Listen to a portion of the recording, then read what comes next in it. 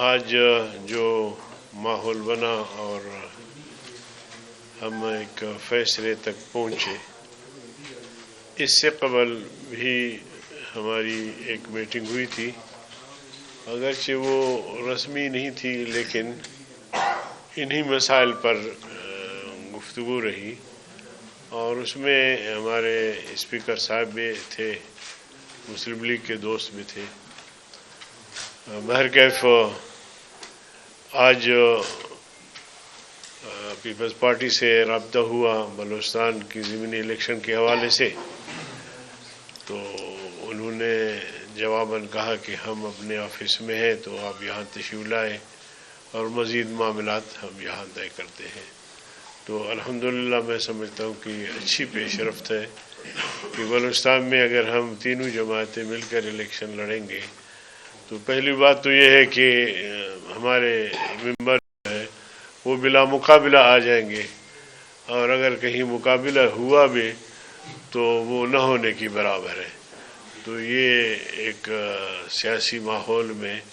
ایک ہے، اور اسی طرح ہم چاہیں گے کہ جب ہمارے گیلانی صاحب الیکشن لڑیں گے تو اس میں بھی ہماری کوشش ہوگی کہ ہم ان کا ساتھ دیں تاکہ ایک پارلیمنٹ میں ایک اچھا سا ماحول بنے۔ تو یہی چند گزارشات تھی جو آپ حضرات کے سامنے رکھی، باقی معاملات پھر بعد میں انشاءاللہ دیکھیں گے۔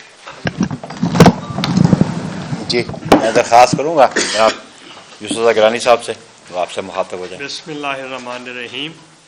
سیکرٹری جنرل صاحب اور